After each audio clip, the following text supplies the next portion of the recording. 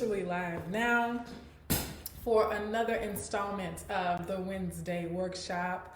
Today's topic is going to be looking at the intersection of gender and skin tone. So before we jump into that, of course, I'd like you to introduce yourselves, say hello, let me know where you're tuning in from. I have a lot of new viewers.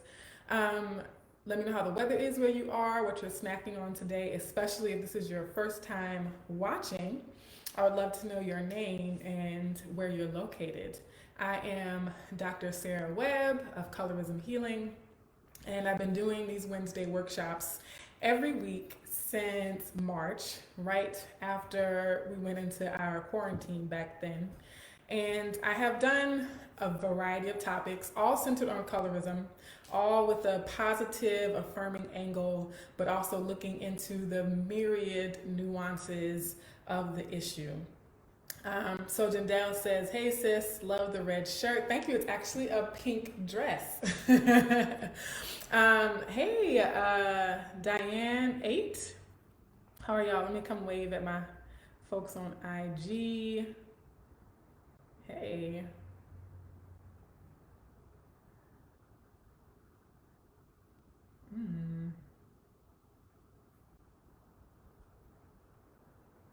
So a couple of announcements before we jump into the topic. And again, if you're just tuning in, the topic is going to be the intersection of gender and colorism. It says, hello, Nina from Teaneck, New Jersey. I hope I'm saying that right. Hey, New Jersey, how y'all doing?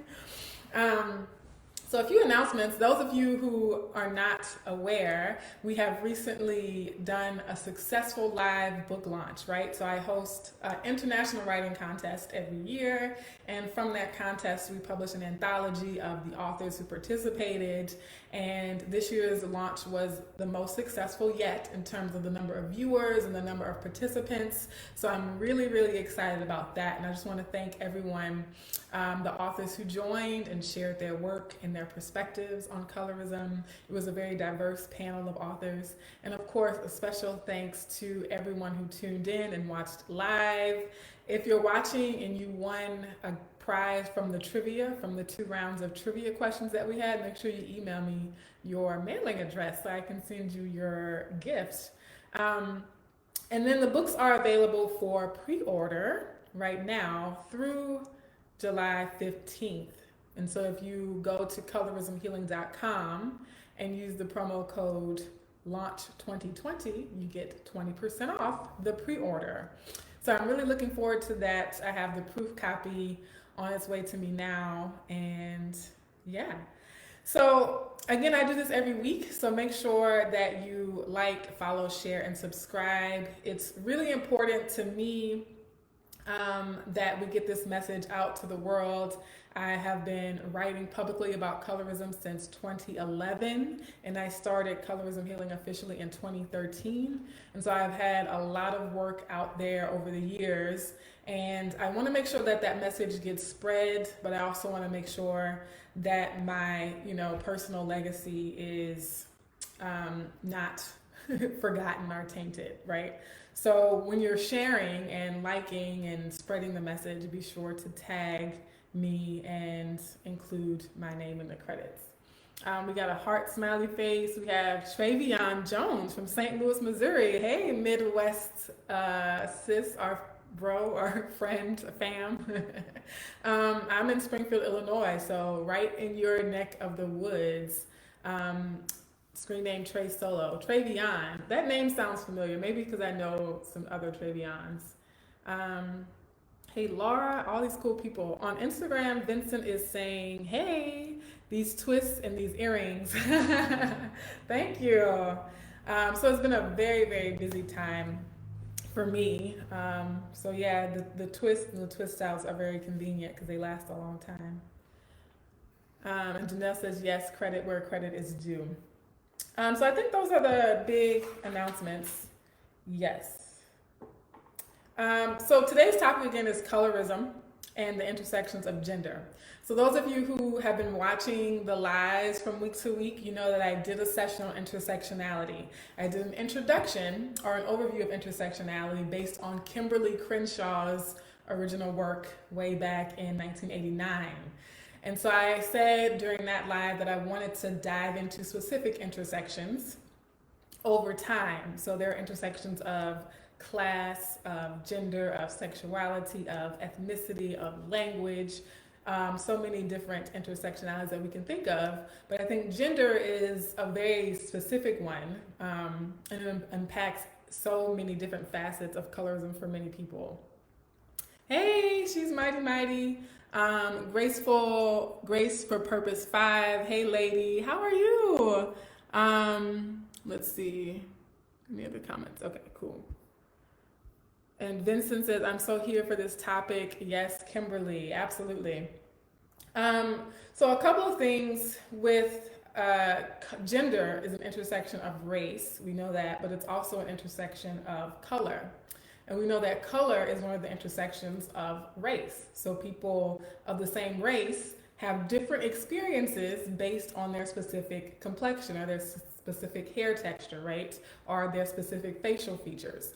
And so when we're talking about intersectionality, we're acknowledging that even though people are part of the same group, that their experiences are going to vary based on differences in skin tone or gender or class status, right? And so there are three things in the conversation about gender and the intersection of color that I want to remind people. So this is kind of a review of these larger systems of oppression. And so the first is patriarchy. So we do live in a patriarchal society, and that patriarchy plays a part in everyone's life, right? Regardless of what our race is or what our gender is. And so patriarchy is, as a system, is designed to protect male dominance, to protect male power and authority, both socially, sexually, economically, politically, right, and all these factors of life. And so we need to keep that in mind, that even if we're part of a racial minority group, that patriarchal system is still at play, not just among white men, all right? It doesn't just affect white men and white women, but patriarchy also influences people of other races and ethnicities.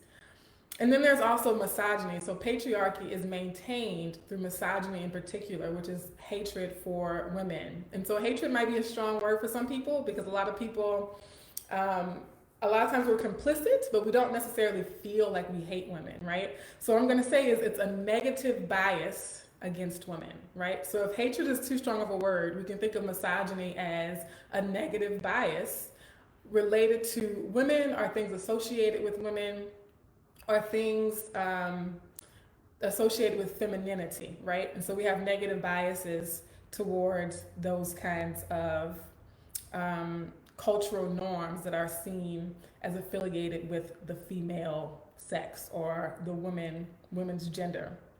And then related to that is white supremacy.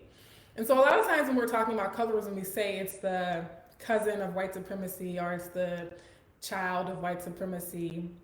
But for this conversation, I don't want us to make that distinction, right, between colorism and white supremacy. I'm going to talk about colorism as white supremacy. So in my conversations, I don't distinguish between white supremacy and colorism. I see them as one and the same, and I'll explain that more clearly as we go on. So again, race is a social construct, but your melanin, your quantity of melanin is not a social construct, right? And so who is considered white is determined by the people in the society who have power at that time, right? And it changes over time. I remember taking a class in grad school and reading some of the documents from our founding leaders about immigration laws, right? So thinking about who's immigrating into the United States during its inception, during its founding as a nation. And in order to gain citizenship status, you had to be racially white. You had to be classified legally, because who writes the laws, right? So we can't associate legality with rightness or correctness.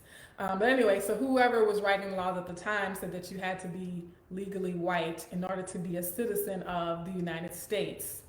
And so the people who were writing these laws had to decide for themselves, well, who's going to be considered white, and who's going to be considered black, right? And so there were Asian immigrants, and they were debating, like, are we going to classify them with the white men? Oh, you also had to be male. Okay, you had to be a white man. Are we going to classify them with the black men, right? And so a lot of times we talk about racism being black versus white, right? And that being a false dichotomy or false binary. But it was actually a binary that was in practice, right? The binary was in practice. So you were either white or non-white, or white or black. And so even if you were Asian or Hispanic or Latino, right? They were trying to put you in one of those categories, put you into one of those classifications. Because for them, it was most important to decide who was white. And anyone else who wasn't white, it didn't matter what we called ourselves because we weren't white, right? So I think we should keep that in mind too in terms of unity and collaboration and connection amongst people of color, right? Amongst people who are not part of that white classification. And so white supremacy was based largely on phenotype, but not just on phenotype, right? It was also based on, at the time, ethnic background, ethnic origins, right? So for a while, Irish people and Italian people were not considered white. It wasn't until those who were classified as white saw the benefit of expanding their voting pool, right? Expanding their network, expanding the amount of people who could help them maintain their power, right? And so we're gonna like accept the Italians, we're gonna accept the Irish people as white now, because that means we have a larger coalition of white people. We have a larger coalition that can help us enact the laws that we want, right? That can help us defend our own cause and our own rights. So I think all of that history is really important to keep in mind in terms of race and colorism. And I don't think that if Italians were my skin tone, they would have been able to be classified as white, right? And it's the same reason why Asian Americans, right, even though they are considered the model minority, they were ultimately not classified as white, right? Because phenotype plays such a big part in racial classifications and in racial categories. And during slavery, when slaves were claiming that they were free, the judges, again, you can read these legal cases during the American period of slavery where some people who were captured or kidnapped, right, or who had their freedom or their legal freedom questioned in court, the judges and the lawyers are on paper, on the transcripts of these trials, looking at the hair texture, looking at the eye color, looking at the shape of your nose, looking at the complexion of your skin to determine whether or not you're telling the truth, right? Do you actually have Native American ancestry, right? Because Native Americans also, after a period, were legally protected from being enslaved. And I talked about this in a previous live about how some slave owners classified Native Americans as black so that they could legally enslave them.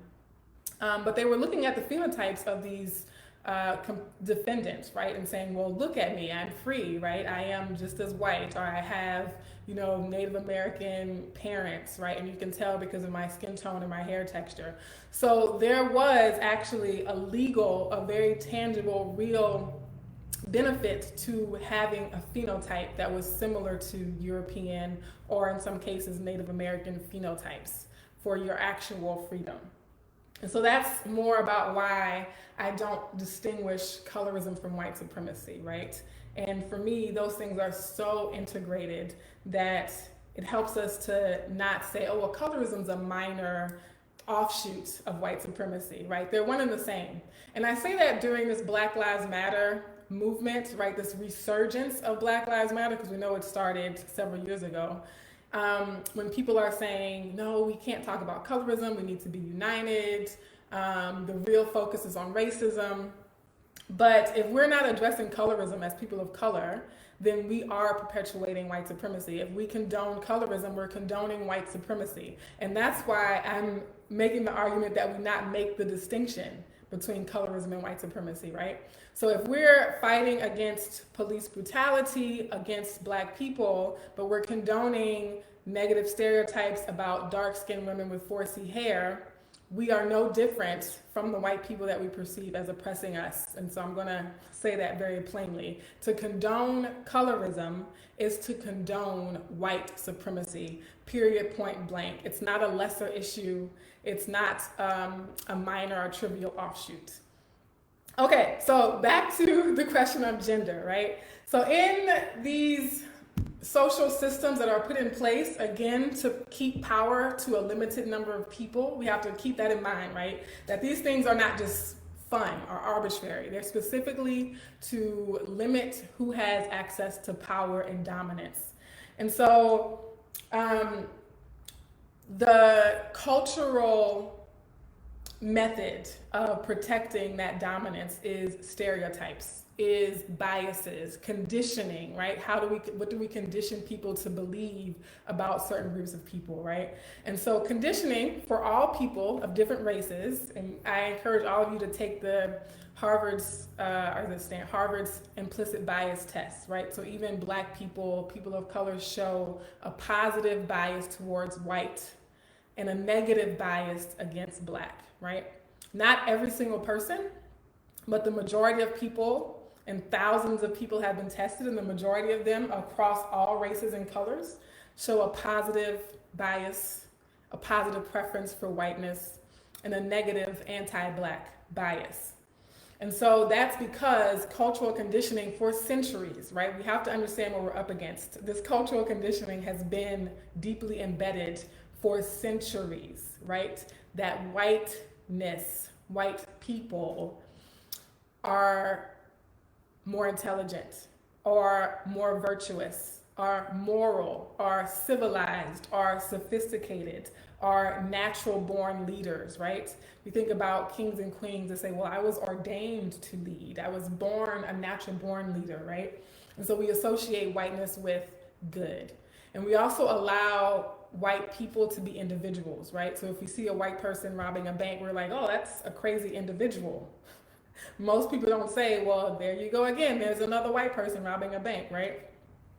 And then in order to maintain that status of whiteness, it needs a foil. So we know in literature, a foil is a character that's used as a stark contrast to the main character. And so the foil for the white protagonist that was being set up culturally was the Black, quote unquote, antagonist. And so they had to, right, the cultural leaders of history had to also simultaneously associate Blackness and Black people, people of African descent in particular, with all things that were amoral, with things that were unintelligent, with things that were deviant, with things that were subhuman, right? We think about classic Greek and Roman architecture, mythology, and arts, and the Vitruvian man as the ideal human, right? The ideal of humanity was also white culturally in many cultures, particularly the ones that influence our present reality in the United States and in many nations across the globe. And so simultaneously, those who came from sub-Saharan Africa in particular, those who were Black, who had broader noses, kinkier hair, were associated with not even being human. So you had the ideal human, which was white, and then you had Black people who were much less human than any other race of people. Think about Thomas Jefferson, yes, the president that so many people say, well, he, was against slavery and, yada, yada, yada. But he very much stated that Black people were more like monkeys, that we were not human, that we did not have the intellectual capacity to write music. And that as much rhythm and musicality as Black people had, it was somehow primitive or brute, right? And that it couldn't be sustained through any study or application of rational thought, right? That it was just instinct, the way animals behave. And so I think it's important to keep that in mind, right? That they set up this dichotomy of the ideal of whiteness and the opposite of Blackness, right? So white supremacy goes hand in hand with anti-Blackness. let's keep that in mind as well. White supremacy goes hand in hand with anti-blackness. So even though we might be against white supremacy, we also have to be against anti-blackness. And so with male and female, right, you had white males who were seen as the ideal of manhood. They were the most intelligent, the most moral. They had born leaders, they were sophisticated, and they were civilized. Black men were not intelligent, right? Perceived as intelligent or classified as intelligent. They were not perceived as civilized. They were seen as less than human. But they were seen, because they were associated with animals, they were seen as strong.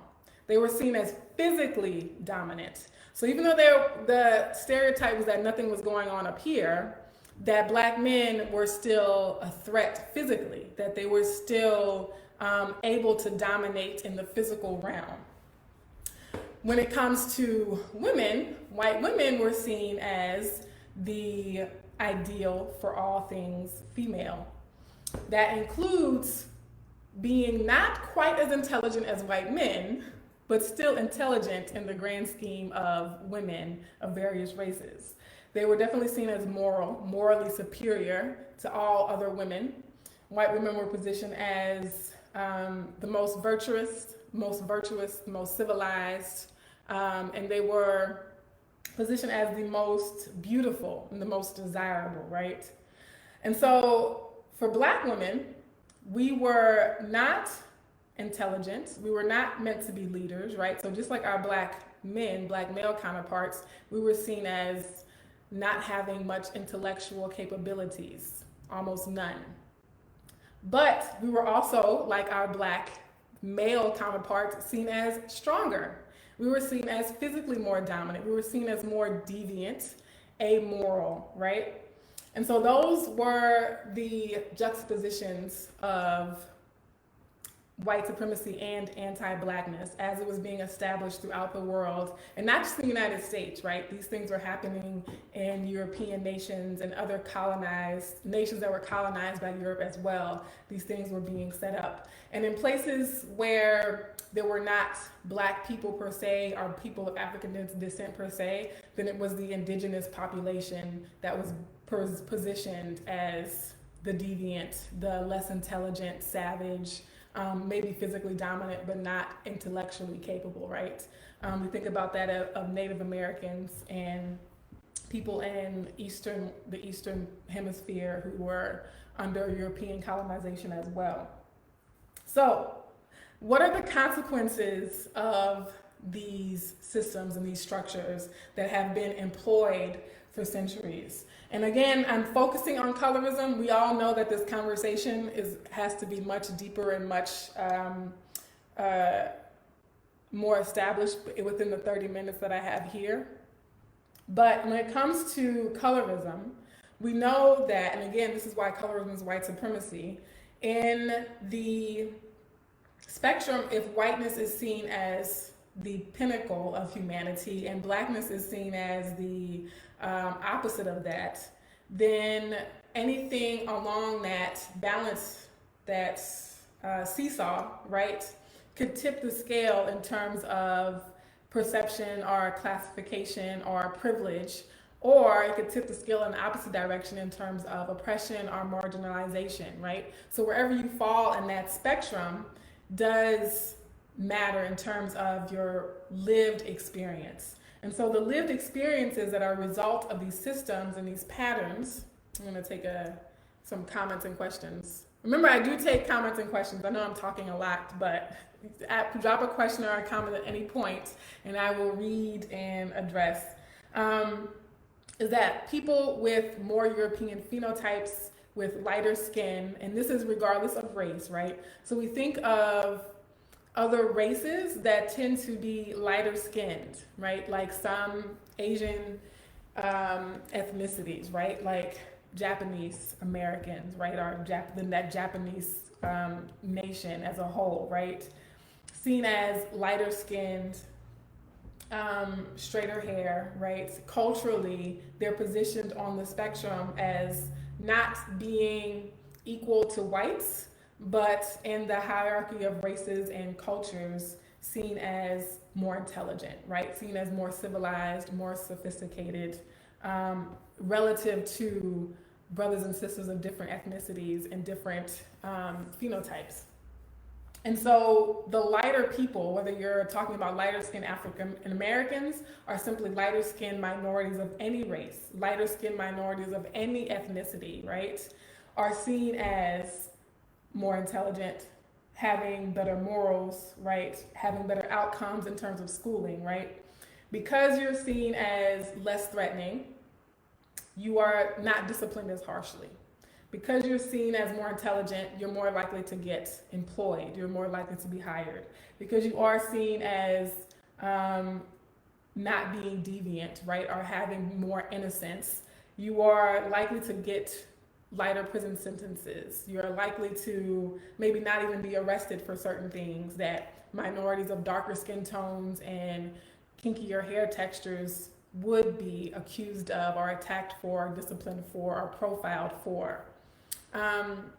Jandel says on Facebook, still see the anti-blackness and disparities in healthcare, education, economics, criminal justice, etc. Yes.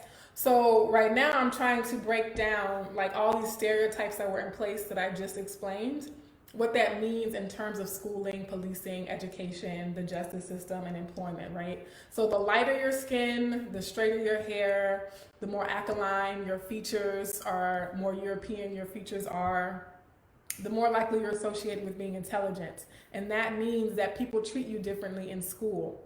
People treat you differently when you're going on job interviews. People treat you differently when you are part of a marketing campaign, right? Are seen as the face of a company. And so for dark-skinned men, right? So I'm not talking about dark-skinned women yet, dark-skinned men, they gain access and acceptance in arenas where the stereotype of being physically dominant might benefit them. Most common one would be sports, right? We see a big representation of darker skinned men being widely accepted as athletes, right? We might also think of the music industry. We might also think of the television roles that black men, dark-skinned black men tend to play, right? If they're playing a detective or, you know, a really badass cop, you know, or some kind of, you know, Shaft, right? Someone with a lot of street cred and who's really like street savvy and can dominate and go and kick some butt, right? Then we see an acceptance of dark-skinned black men in those kinds of arenas. However, that same stereotype of being dominant, of being powerful and possibly threatening, black men are penalized for that when it comes to policing, right? Because you are more dominant, more physically stronger than me, then I'm justified in using excessive force. Because you are a big, dark-skinned black man, you have to be so strong and dominant and aggressive that I can't help but use my taser, right? I can't help but pull out my gun and shoot because, of course, my life is threatened. I mean, look who's standing before me, right? And so these things, these centuries of stereotypes and associations and connotations lead to these real-world consequences that we're discussing now, right? And so, yes, there has been research showing that lighter-skinned black men who are not perceived as more physically dominant, who are perceived as more intelligent, as not being as deviant, are also not associated with the criminal, right? They're not associated with the aggressive street kid, right, who needs to be controlled or policed. Now, for light-skinned men, right, so they benefit in terms of that being assumed that they're going to be more intelligent. And if you want to dig into the research, there is my post on colorismhealing.com, Stop Letting Whites Off the Hook for Colorism. I list several research studies that talk about how lighter-skinned black men are perceived as more intelligent. So again, we see an overrepresentation of them, of lighter-skinned black men in certain leadership roles, political roles. We think about historically, right? The black men who are seen as historical figures, historical leaders, even the radical ones like Malcolm X, right? They were all lighter-skinned. Michael Eric Dyson, Cornel West, Tavis Smiley, even Martin Luther King, right? We're all on the lighter spectrum of the skin tone, right? Of skin tone. And so where a lot of light-skinned men don't benefit from the stereotype of being stronger or physically stronger or being athletically capable, that is more of a social or an interpersonal, I think, lack or negative stereotype. But that's only a negative stereotype because of misogyny, right? So because we dislike feminine things that are associated with femininity, because we dislike things that are seen as soft or not aggressive, right? So again, because misogyny tells us that not being aggressive is bad for a man, then light-skinned Black men don't benefit from that perception, right? Does that make sense? It's very complex, I know. Janelle Crutch is saying facts, facts. D1 is saying teach Black women. The only reason why a lot of light-skinned Black men say people diss them or look down upon them for not being strong enough or tough enough, again, is because of this cultural norm that it's bad for men to not be assertive, to not be physically dominant, right? So we have to keep in mind that that is only a negative stereotype because of the misogyny that says, well, you shouldn't be feminine because feminine is bad and wrong for a man. So now I'm going to come to dark-skinned Black women, right? So I mentioned earlier that dark-skinned Black women are seen in the same way as dark-skinned Black men. So whereas white men and white women are seen as having differences, right? So white men are stronger, more intelligent, more masculine, and white women are less intelligent, more feminine, need more help, all right, more dependent. Black women are not distinguished from Black men in the same way. Janelle says the larger system of white supremacy leads to that. Yes, it does. So dark-skinned Black women are also seen as physically stronger. They're also seen as more aggressive. Dark-skinned Black women are also stereotyped as being more deviant and more amoral, right? Being more criminal.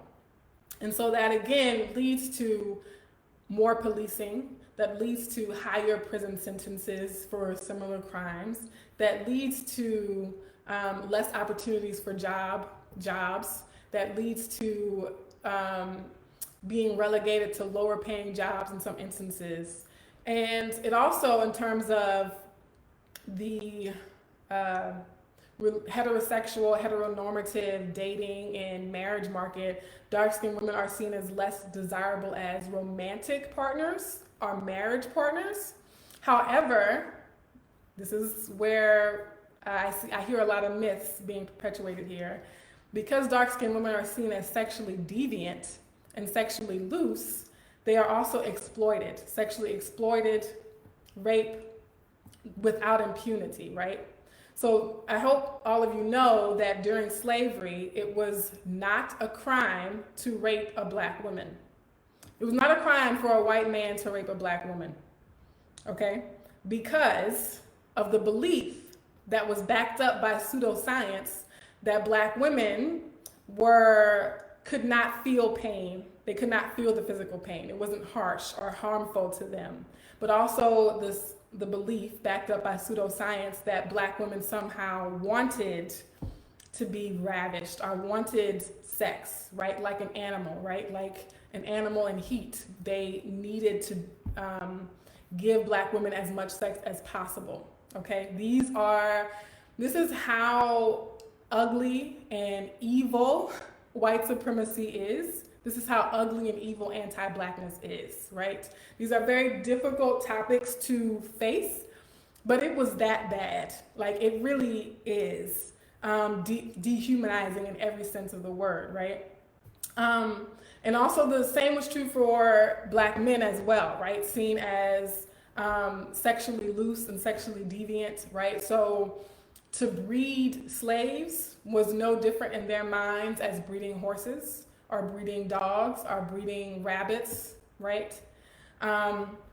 And so the strong black woman stereotype, as much as we try to use it as a compliment, it does stem from these white supremacist and anti-black perceptions of black women from the continent of Africa as being more like animals and not really being human. And so I, hear a lot of people saying that light-skinned women are sexually exploited, which is true, which I'll come to next. But we have to understand that dark-skinned black women are just as susceptible to being sexually exploited. And I think ignoring that reality is part of the problem and the danger that dark-skinned black women in particular face. Because people think that we're not the ones who are being sexually exploited, when in reality we are as well, right? The difference is when we're sexually exploited, we are more likely to be seen as sexually deviant, right? And so it's not perceived as sexual exploitation because of the stereotype that this dark-skinned black woman wanted it. She wanted it. And she's so strong, she could have fought back. Or she's so strong that she can't really feel the pain. There's a lack of empathy. There's a lack of empathy in terms of the humanity of darker skinned black women. And even during slavery, right, there were quadroon balls and octoroon balls where light-skinned women were exploited and sort of pimped out, right, to rich white men. But we have to remember that the only reason there were quadroons and octoroons and mulattoes is because African women with dark skin, 4C hair were raped by white slave masters, right? And so yes, my light-skinned sisters are raped and sexually exploited, but so are my dark-skinned sisters. And we would not have had the octoroons and the mulattoes and the quadroons if dark-skinned black women who were enslaved were not raped. And that's, something that I just want to say very clearly and very plainly. And again, the difference is that when other women, white women, we know that they are overprotected in terms of that arena of life. A lot of black men have been lynched in the name of protecting the purity and the virtue of white women, right? So there's a level of empathy there that because white women are so soft, because white women are so innocent, that we need to go above and beyond to protect them. And the exact opposite is true for black women, right? Especially darker skinned black women who are, let's think of Serena Williams and how her as a very athletic, strong, dark-skinned black woman is perceived in our culture, right? We know that Serena Williams almost died giving birth. With all of her millions of dollars, she was not afforded proper health care. So it wasn't because of her money that she almost died. It was because of the perception that as a dark-skinned black woman who was known for her physical strength, she would be okay, that she could fend for herself, right? And black women are disproportionately more likely to die in childbirth because of that perception. Because in medical schools, people who are getting advanced degrees in medicine believe that dark-skinned black people don't feel pain the same way, right? Whether we're male or female. So light-skinned women, again, just like light-skinned men, they also benefit in terms of being perceived as more intelligent, being perceived as more trustworthy, or more professional, or more, especially if you have to wear your hair straight, right? You're seen as more professional. You're seen as more marketable in a lot of cases, which again benefits you in terms of employment and job opportunities and income opportunities. But also, they're seen as not as aggressive, less aggressive, right, than darker skinned women. And so they're in schools, for example, dark-skinned black girls are 3 times more likely to be suspended than African-American girls with really light skin. So that plays into the stereotype that even though they're behaving the same way, the perception is that, well, this dark-skinned girl is really aggressive and she's really deviant and she's just causing trouble, right? Whereas the light-skinned girl is going to have the benefit of being perceived as not being aggressive, as being more intelligent, right? We have to understand that these disparities are a lot of times not even intentional, but they are implicit conditioning right? Even though the teacher might not literally be saying, well, I'm going to suspend the dark girls more than I suspend the light girls, we know that it's implicit, unrecognized, or unconscious bias, right? That might make a teacher quicker to write up the dark-skinned girl, right?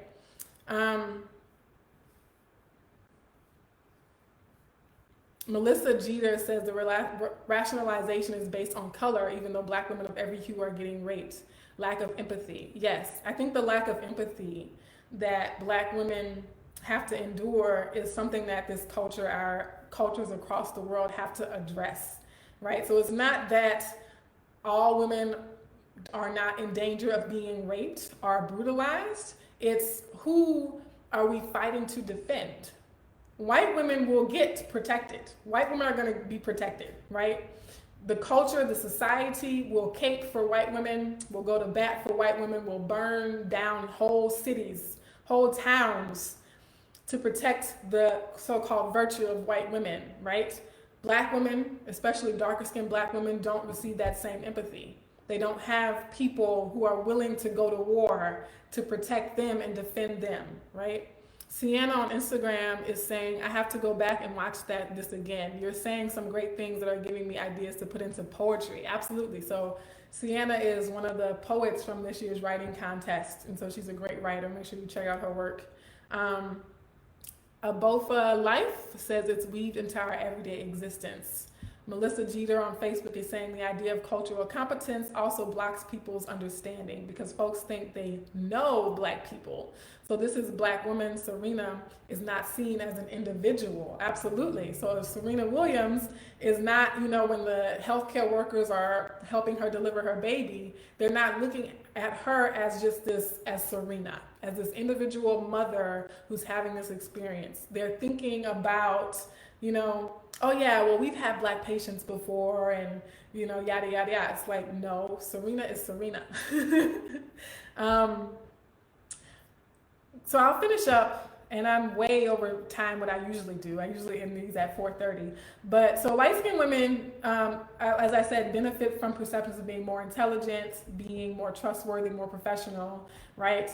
And even though they are also sexually exploited, right, fetishized is a good word for it, right? So because a lot of men look to light-skinned black women as sexual fantasies, right? Thinking again about the octoroon balls and the quadroon balls. White men have a history, black men have a history of fetishizing the mixed race and or lighter-skinned black women. However, lighter-skinned black women are also, because of the standards of feminine beauty and femininity, they're also seen as more romantically desirable. So not just sexually desirable, but romantic partners, marriage partners, right? Because they are not as aggressive, supposedly, as darker skinned black women, because they are softer, more feminine, more intelligent, more moral, more virtuous, etc. And also, again, according to the white supremacist standards, more beautiful. They are also more likely to be married. The statistics on that, that research shows that white women and very light-skinned women are about as likely as to be married, right? About 50 to 55% likelihood of being married, especially if you're under the age of 30. Medium brown women were about 35%, and then dark-skinned women were about 25%. So I think the capitalistic, patriarchal, white supremacist, misogynist culture that we live in, and these heteronormative systems, light-skinned women and light-skinned men are systemically and structurally protected and privileged in real, tangible ways, even though on the individual level or the interpersonal level, they might experience conflict or other forms of racism and colorism, right? So light-skinned people can experience colorism too if they are darker than someone else, right? So my sister and I were talking about this because my sister is several shades lighter than me, but she's not as light as like an Alicia Keys, right? And she has a looser curl pattern than me, but it's still pretty, kinky. It's not 4C, but it is Afro hair, right? So even though she's lighter skinned in terms of my family, In the larger spectrum, she's not biracial. She doesn't have straight hair. She doesn't have a thin nose and green or hazel eyes, right? So even sometimes, you know, a woman who looks like Angela Rye or Alicia Keys or Kalani or other women are still privileged in terms of other light-skinned women or medium brown-skinned women. And I even talk about this in terms of biracial and mixed race people, that there's even colorism amongst mixed race people, because not every mixed person looks quote unquote mixed, right? And that's a discussion for another day when people say, oh, you look mixed, right? What does that mean? Mixed people can look any kind of way, especially if you consider what exactly they're mixed with, right? So a mixed person could be very dark brown and have very curly hair, and so experience colorism because they are not light skinned with blue eyes and, you know, wavy hair. So I'll leave it at that. I do want to leave you with homework and affirmations. So these are workshops. I didn't do as much Q&A as I usually do, but I thank y'all for hanging in there with me. Melissa says, I think people need to have cultural humility and listen. Absolutely. So that's Melissa on Facebook. D1 on Instagram says, even black-faced anti-black propaganda through sitcoms and movies. That's a good point, right? So even black people have historically perpetuated anti-black propaganda through music videos, TV shows, and sitcoms, and a lot of the movies we make. Truthful Optimist, thank you for bringing that up.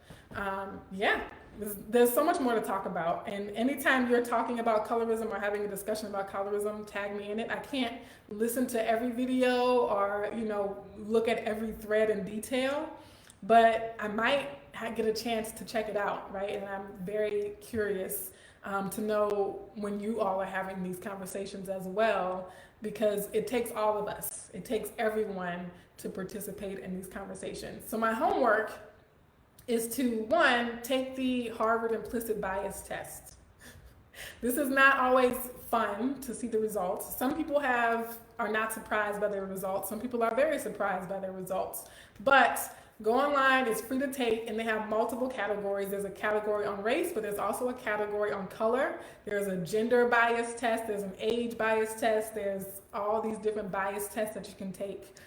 Definitely take the one on color and the one on race, right? Just so you have that self-awareness for yourself. You don't have to share your results, but I don't think we can change or improve if we aren't self-aware about where we need improvement, right?